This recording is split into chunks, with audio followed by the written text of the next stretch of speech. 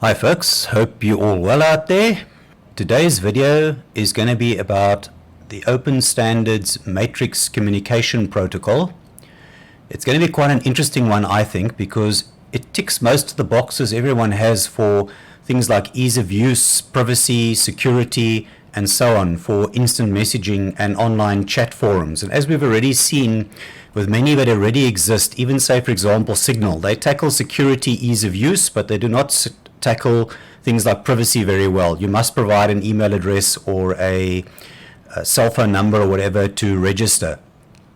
And then we've also seen on things like Telegram where you can hide some of that detail. By default it hasn't got encryption on and various other things. So I think Matrix is going to be very interesting for most people and not something many have considered, but it really is well worth considering, and I'm hoping by the end of this video you'll understand a bit more about some of the value that it brings to the table, and especially in terms of integrating lots of different services. So let's just dive into a little bit more about what is Matrix. Matrix is a very secure and decentralized communications network with chat rooms that you can create or join to interface with other users, and those chat rooms can be public or can be private, and they can be encrypted or they do not have to be encrypted.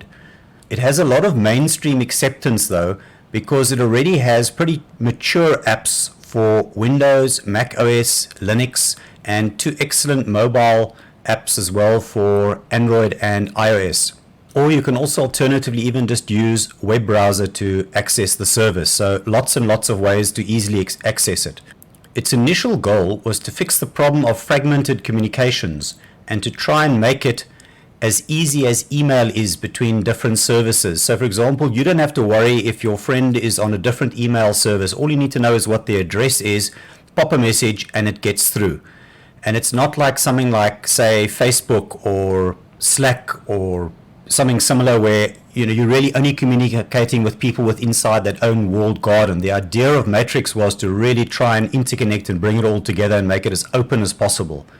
Their longer term goal is to act as a generic HTTP messaging and data synchronization system for the whole web, allowing people, services, and devices to easily communicate with each other, empowering users to own and control their own data, and select the services and vendors they want to use. So again, trying to be sort of that central point of access for different messaging and other services across the web.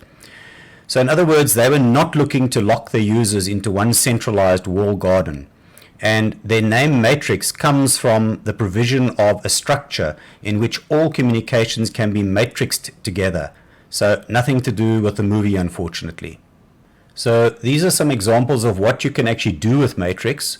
So firstly, things like text chat with threaded replies, stickers, emojis, and so on, the sort of things you expect to see on things like Slack, Mattermost, Microsoft Teams, that sort of thing.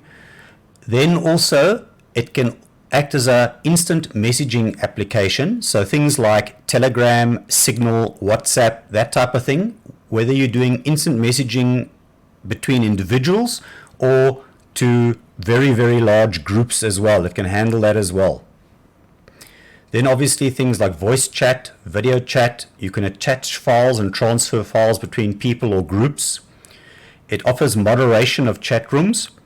And then one of its particular strengths is bridging to services like Slack, Discord, IRC, XMPP, Telegram, Signal, and not to forget also things like Internet of Things, IoT. It can also act as a bridge and publish information from IoT networks.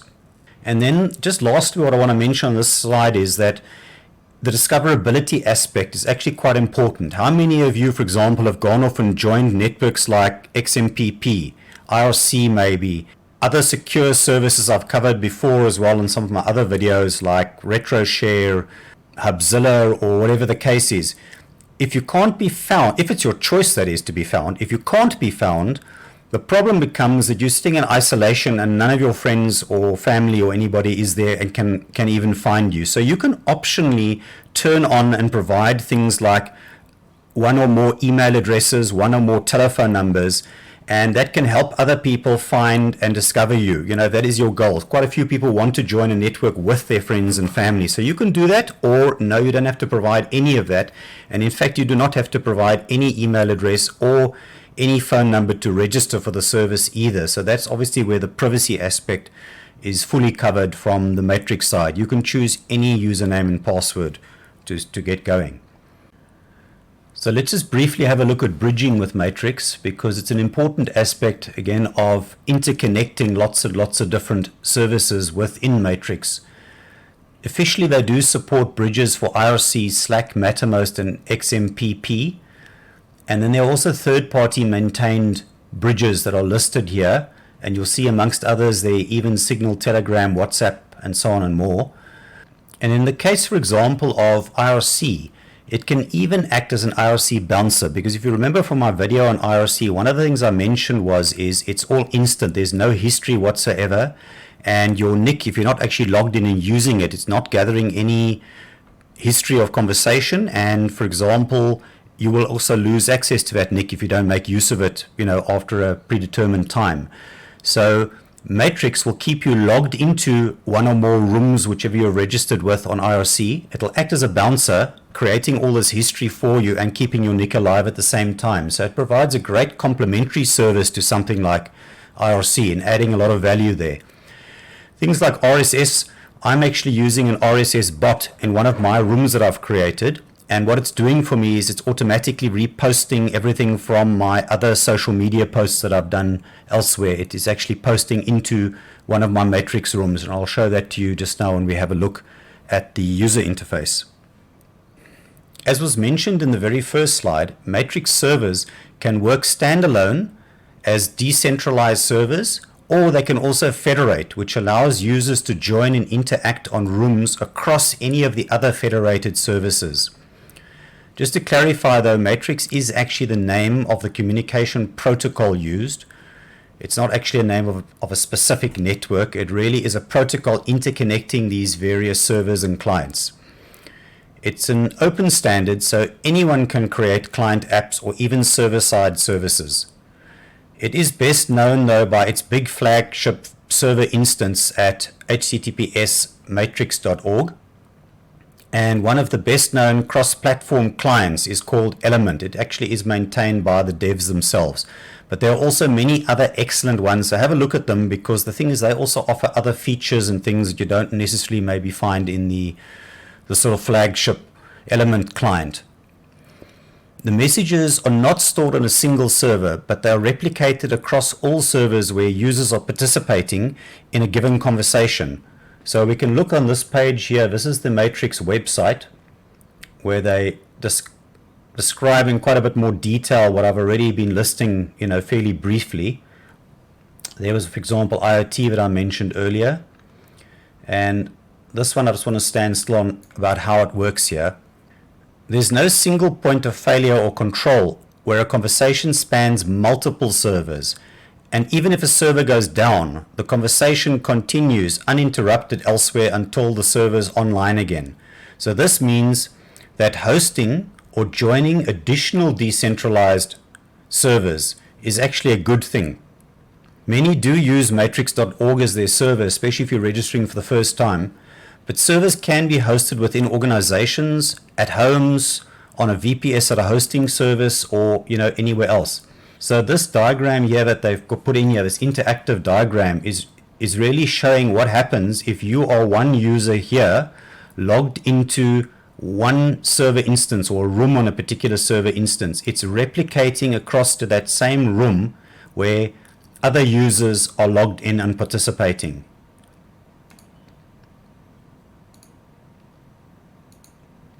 And if one of these services happened to go offline, the others could carry on messaging, and it would actually synchronize and catch up when the missing server comes back online again.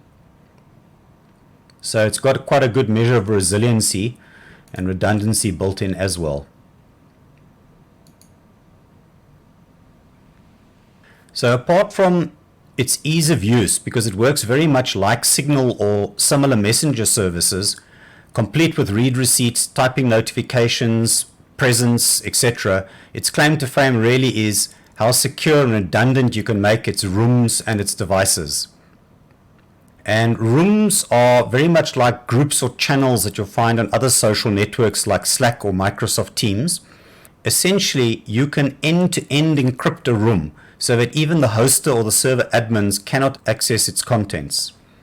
Its encryption is based on the double ratchet algorithm popularized by Signal, but it extends this further to support encryption to rooms containing thousands of devices. So again, you'll see it's not limited to sort of that very small number that's covered by things like WhatsApp and Signal. It really is scalable. It's probably also why the French government, as well as the European Parliament, host their own instances of matrix servers, which satisfies their security as well as data sovereignty requirements. I know of another government that also hosts such an instance, but they do not federate it with any other servers, and it actually remains behind their firewalls. When I demo the user interface, I'll show a little bit more about room security. Matrix is end-to-end encryption between devices and will warn of any unexpected devices that are added to the conversation. A device is a user session created from any client that a user is using. So a web login has a device created every time, but a mobile app may be the same device being reused over and over again. There is a cross-signing that takes place between user devices. So you can use one logged-in device to authenticate new devices that you add to rooms. But also Matrix has a verification you can set for contacts, where you need to confirm additional information through an alternative channel to say whether the other person's device is trusted. So it'll throw up sort of an icon or a set of numbers or other things that you just need to validate through some other means that it is actually your friend that you are busy speaking to. Then you will mark that device as trusted, and from then on, it'll be a trusted device. It can participate in fully encrypted rooms and so on. A user can validate various end devices they use, and a remote user will see them as one logically verified device. You don't have to do this for each and every single device that your friend is actually adding on their side. Security keys are stored in encrypted format on users' devices with a key provided by you or secured with your passphrase and backed up to the server. Keys are shared between trusted devices to decrypt the messages. So the confirmation of trust is an important step if you intend to use the fully end-to-end and fully encrypted rooms. Trust can also be revoked if you think the other device is compromised. It can take a bit of time, but you either have security or you don't. And Matrix has implemented it in a fairly easy to use manner, I think. By default, rooms are not encrypted, so you do need to just switch those on and enable them for secure rooms. And then also be sure to set trust for devices to participate, otherwise they won't be able to decrypt and read anything in the room. Encrypted rooms can't be searched from the server side and will usually exclude bots, bridges, or any such automations, naturally because they're not trusted devices. A green shield symbol next to the room name will indicate if it's encrypted, and all devices within are trusted. Else it'll be a gray shield with a line through it, and I'll show that again when we get to the user interface.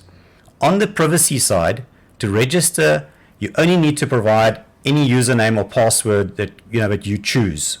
You can optionally provide an email address for password recovery, or optionally allow your friends to discover you via your email address, but it's your choice to be discoverable or not. Just bear in mind, advantages and disadvantages of each option really. So I think with that said around the background to Matrix itself, let's sort of move on to the user interface and just have a look and see what it actually looks and feels like. So this is sort of the typical web user interface that you're going to see. I keep it open in a browser tab all the time, but I am also running it on my phone. Just bear in mind that this is the dev version. So the dev version means you'll be seeing this sort of bubble chat interface look and feel, and there'll maybe be a couple of other extra little bells and whistles, but essentially this is what you'll see, and anyway when this goes mainstream, this is what everybody's going to see. So on the left over here, you'll see it's got a couple of quick links for rooms and people that you've recently interacted with. You can mark a couple of favorites, then it'll list all your people, it'll list all your rooms, and you can also mark certain as low priority as well. So let's just have a look here at an individual person that I've interacted with, just to give a feel for that. Let's take this one. You'll see there are various conversation posts and replies and so on that have taken place subsequent to that. There's stickers and there's various other things here. I think people are fairly familiar with that. What's of interest possibly is the person that's posted to you. You'll see here you can have a couple of reactions. You can choose things like just plain emoticon reactions, or you've got a plain reply option, or you've got things like quote the reply, and you'll use that obviously in a busier room, or if it's something that somebody commented much further back in the conversation, you just want to remind them what it's about. You can forward it, you can share it. Obviously this will depend on the privacy and security options in the room. You can report it as well, and you can obviously view source and remove it if you've got the rights to. This will be part of the moderation controls for the room.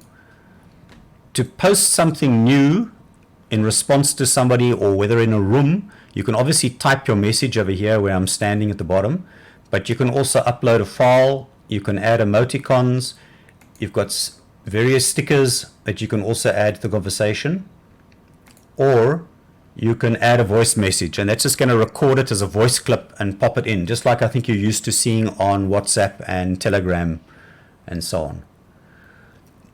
You can also initiate on the top here things like a video call. This will also depend on the various rooms, whether the room has allowed permissions for this, but if it does, you can initiate a video call.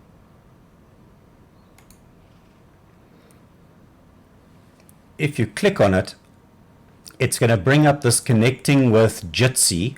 So it's using Jitsi in the background, and you'll see there is my webcam. It's just covered at the moment, but essentially it's using Jitsi conferences for the video conferencing and audio bridging within the rooms. So that was for individual people. Then we can just have a look at a room as well. So this particular room I'm going to show you now is a room that I created. It's got an RSS Bot automation inside it, and what it's doing is it's picking up each and every social media post that I make, and it's posting it automatically into this room. So you'll see these are all individual posts. Now anybody that belongs to this room, if we look on the right here, there's a couple of followers in this room. They then can actually react, they can reply, respond and so on to me inside the room. That was the info button I showed. It just shows more information about the room. Obviously you can share this room more broadly if you want to, like on the internet or on Twitter or on other services, to invite people to it. In fact, if you scan that in now, you could join the room. You've got various room settings as well that you can set, and addresses that you can use to share it. You've got the security and privacy options here. You'll see this one is not encrypted. It's a public room, and obviously I want as many people as possible to participate. But you could have turned encryption on there. That would restrict it to only trusted devices. So, bear in mind when you want to activate that. You can make it also private only. This is a new thing, by the way, spaces. That's also part of the dev functions, I think, at the moment. Or you can make it public, where anybody can find it and join, and they will obviously find it as well in the directory for rooms. You can determine who can read history. You've got a lot of role permissions and so on you can set up in your room as well, who can moderate, all the various functions you can fine-tune here really for people. You can also on a per room basis set up notification sounds or custom sounds. And there's also a bit more involved information. You've also got a couple of dev tools that you can play around with for rooms as well, and see which are active widgets and so on and so forth as well. So that public URL that I showed would be the one that you would share. Obviously with users in the rooms, you've also got control over them as well. You could message them directly. You could mention them, you can set them to ignore, you can, with admin tools, you can kick and ban, you can remove their recent messages, or you can unmute them if you have banned them. For each room, of course, as well, there is a sort of a description, and this is also what will show up in the directory which I'll show in a minute or two, on Matrix. So I've said here, for example, the description is it replicates my blog feed from, and I've given the web address for discussion over here. But let's just have a look at one other type of room as well. I mentioned there earlier on that there are bridges between IRC and Slack and other networks. So this particular room here, #gadgeteerZA, is actually a mirror of a room that I'm running on the IRC network. So if you are on Matrix, you could join this room without even being on IRC. You could, from the Matrix side, just join on this room and follow it and interact and reply and respond and even see what other people are saying on the IRC side. So you can fully participate in this IRC, because this is actually an IRC room, or channel should I say. It's been replicated here on the Matrix side. And you'll see there are the various posts that I've made, and these were posted on IRC. Again, you can react, you can reply, quote, forward, whatever the case is over there as well. And you've got the same options here to post. It also depends obviously on what the rights are on the IRC side. If you've got a lockdown private room on the IRC side, some of this is not necessarily going to happen unless you've authenticated your nick or whatever the case is for the IRC side. But generally speaking, this is how easy it is to interact. And you'll see there's my description at the top. This is actually a description that's pulled across from IRC, from the channel. And it's basically saying a channel for posts and descriptions from the blog at whatever Matrix users can join with. And you'll see this here that I'm highlighting there at the moment. If you were to, on the Matrix side anyway, you were to type at the bottom down here, /join #gadgeteerza:/libera.chat. That's the IRC address over there. That would instantly let you link and join then with that IRC channel. So, you know, that is all that is needed. It's as easy as that to actually join and participate.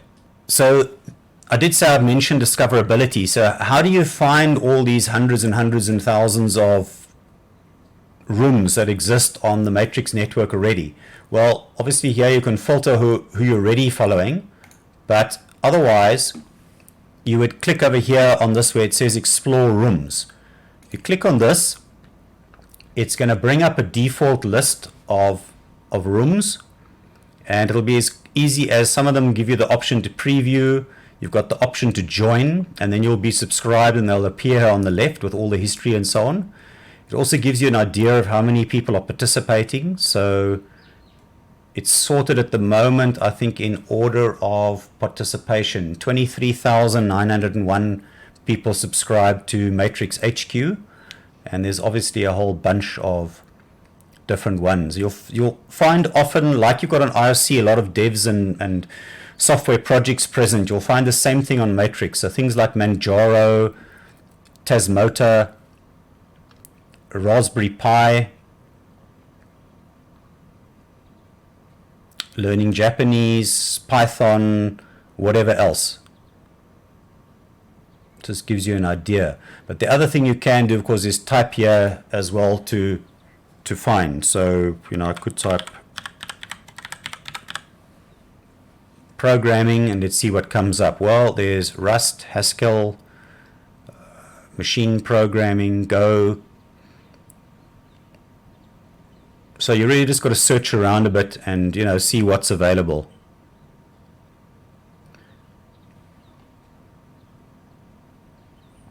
One other thing we can just quickly have a look at is creating a new room. If you don't find what you're looking for, nothing stops you creating a new room.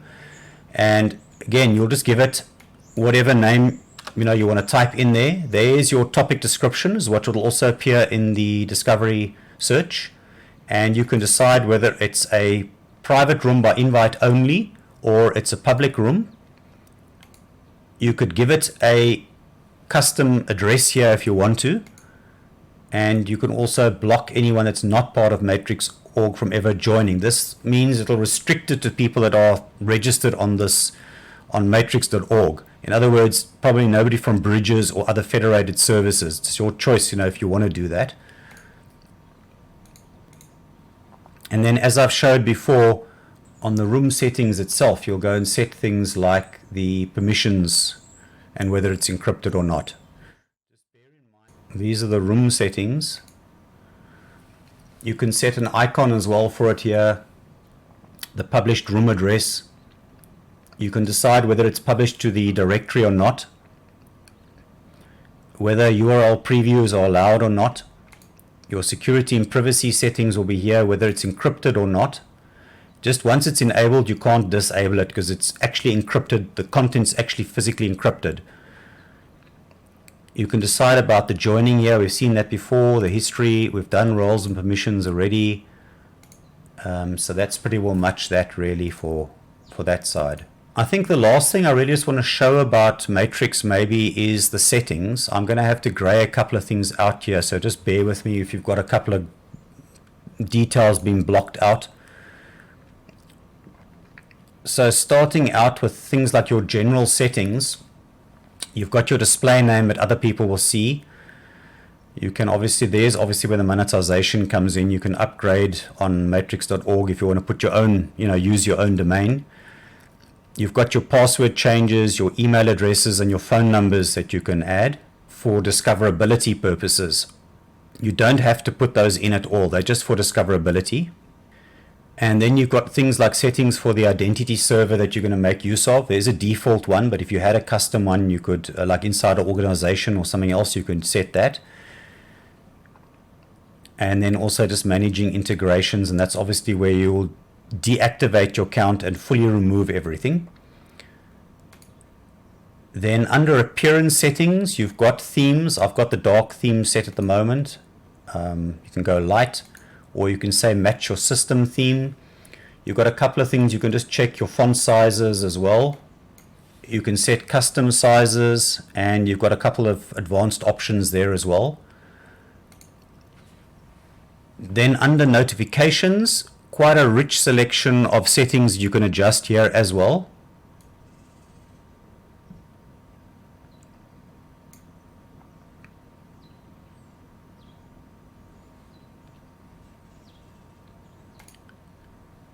Under main preferences, there's a number of options here. I'm just going to go through it. I'm not going to go through each one in detail really. It's just really UI options for what you want displayed and how you want it displayed. Then under voice and video, obviously this will just be your devices, which microphone, speakers, that sort of thing you want to use on your computer or your phone. And then security and privacy settings. You can see confirmation of which devices are logged into your account or authorized, that you've authorized at the moment, and you can obviously physically remove these devices if it's ones you're not using anymore, or if it's something that you don't recognize there. Then you've also got secure backup. I have got my keys backed up at the moment, but you can manually back up your keys and restore them if necessary, or if you're not going to be wanting to trust the server's backup. It's got message search settings. There's the cross signing as well, and then cryptography. So the cryptography settings, again, you can export your room keys, you can import and restore room keys, and you can also set settings there, never send encrypted messages to unverified sessions from this session. And then lastly, also your ignored users and encryption. You can force that they've all got to be manually verified first, so you can so lock down a couple of things. There are a couple of lab settings as well. This is where you can turn on some of the experimental options.